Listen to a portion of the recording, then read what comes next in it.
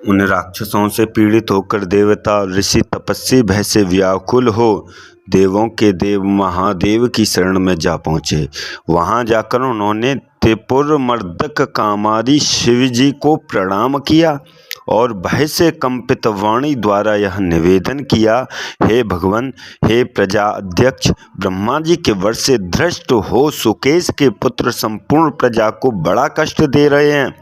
हमारे शरणदाता आश्रम को उन्होंने उजाड़ दिया, जो अब वास करने के योग्य नहीं रह गया। देवताओं को स्वर्ग से हटाकर वे स्वयं ही अधिकार कर लिए तथा देवताओं के समान ही अब वह तीनों राक्षस स्वर्ग में विहार करते हैं। माली, सुमाली और माल्यवान, ये तीनों राक्षस कहते हैं कि विष्णु, रुद्र, ब्रह्मा, इंद्र, यम, वरुण और सूर्य मैं ही हूँ। अब तो उन दुर्धर्ष और अहंकारी राक्षसों के साथ रहना हमारे लिए बड़ा कष्टकारी और कठिन हो गया है, क्योंकि वे हम सबको बड़ा कष्ट दे रहे हैं। हे प्रभु, हम आपकी शरण आए हैं, उनका नाश कर हमें अभय वरदान दीजिए। तब उन समस्त देवताओं की इस प्रार्थना को सुनकर कपड़ती नील लोहित महादेव जी ने कहा, देवताओं, मैं तो उन राक्षसों को न मारूंगा, क्योंकि मुझसे तो वे अवध्य हैं, परंतु मैं तुम्हें वह उपाय बतलाता हूँ कि उन्हें कौन मार सकेगा। हे महर्षियों, तुम लोग इसी प्रकार देवताओं सहित भगवान विष्णु की शरण में जाओ, वे उनका नाश कर डालेंगे। भगवान शिव जी के ऐसा कहने पर देवता उनकी जय जयकार कर निशाचरों के भय से पीड़ित हो विष्णु जी के पास गए। वहां जाकर उन्होंने शंख चक्र गदाधारी देव नारायण के चरणों में प्रणाम किया और व्याकुलता से कहा कि हे देव, शुकेश के तीनों पुत्रों ने वरदान की शक्ति से आक्रमण करके हमारे स्थान हरण कर लिए हैं। त्रिकुट पर्वत के शिखर पर लंका नाम की जो दुर्गम नगरी है, वहीं रहकर वह निश्चर हम सब देवताओं को क्लेश दे रहे हैं। हे मधुसूदन, हमारे हितार्थ आप उनका संहार कीजिए। हम सब आपकी शरण आए हैं, आप हमारी रक्षा करें। आपके अतिरिक्त ऐसा कोई नहीं है जो हमारी रक्षा कर सके। राक्षस मद से मतवाले हो रहे हैं, अतः आप अपने चक्र से उनका सिर काटकर हमें अभय वरदान कीजिए। देवताओं के इस प्रकार निवेदन को सुनकर देवाधिदेव जनार्दन उन्हें अभय देते हुए बोले, शिव से दर्पित राक्षस सुकेश को मैं जानता हूँ तथा उसके पुत्रों को भी, जिनमें माल्यवान श्रेष्ठ है, मैं अपरिचित नहीं हूँ। वे अवश्य ही धर्म की मर्यादा का उल्लंघन कर रहे हैं, मैं उनका नाश करूँगा। तुम बस चिंता त्याग दो। समर्थ विष्णु से ऐसा आश्वासन पाकर देवता उनकी जय जयकार करते हुए अपने अपने स्थान को चले आए।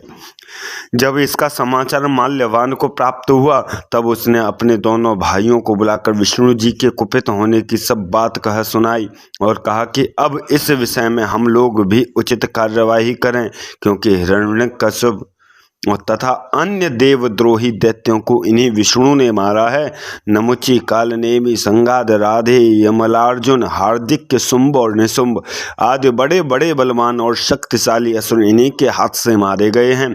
अब वही नारायण हमें भी मारना चाहते हैं, अतः हम सब भी कोई उचित उपाय करें। तब श्रेष्ठ भ्राता माल्यवान की यह बात सुनकर सुमाली और माली ने कहा, भाई, हम लोगों ने स्वाध्याय, दान और यज्ञ किए हैं, ऐश्वर्य की रक्षा तथा उसका उपयोग भी किया है।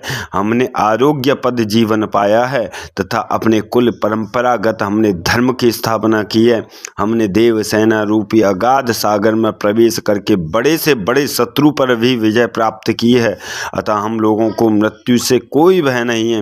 नारायण, इंद्र, रुद्र, इंद्र या यमराज कोई भी क्यों न हो, हमारे समक्ष भयातुर है, परंतु विष्णु हम पर क्यों कुपित हैं, इसका कोई कारण ज्ञात नहीं होता। संभवतः देवताओं के उत्तेज जन से उनका मन हमारी ओर विपरीत हो गया है, अतएव हम सब एकत्र होकर आज ही सब देवताओं का वध कर डालें, यह उचित है, क्योंकि उन्हीं के कारण यह उपद्रव उपस्थित हुआ। ऐसा विचार कर उन महाबली निशाचरों ने युद्ध उद्योग की घोषणा कर दी। राक्षसों की सब सेना एकत्र होने लगी। रथ, हाथी, घोड़े घोड़े गधे बैल ऊंट गरुड़ के समान पक्षी सिंह बाघ असुर और नील गाय आदि वाहनों पर बेलोन्मत्त निशाचर लंका छोड़कर देवलोक को चल दिए। उस समय पृथ्वी और आकाश में भयंकर उत्पात प्रकट हुए और संपूर्ण भूतों का लय सा होता दिखाई पड़ा।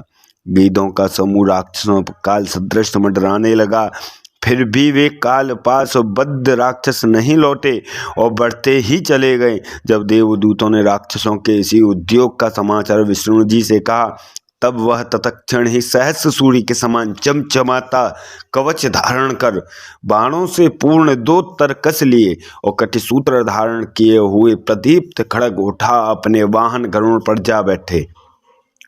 और इनके अतिरिक्त उन्होंने पांचजन्य शंख सुदर्शन चक्र गौमुद की गदा नंद की खड्ग और सारंग धनुष इस प्रकार सभी श्रेष्ठ आयुधों को उन्होंने तत्काल ग्रहण किया। फिर तो श्याम स्वरूप पीताम्बर पहने और गरुड़ की पीठ पर सवार श्री नारायण सुमेरु पर्वत स्थित विद्युत मेघ के समान शोभित होते हुए राक्षसों के संहारार्थ वहां जा पहुंचे। उस समय सिद्ध देव ऋषि महानाग गंधर्व और यक्ष उनकी स्तुति करने लगे।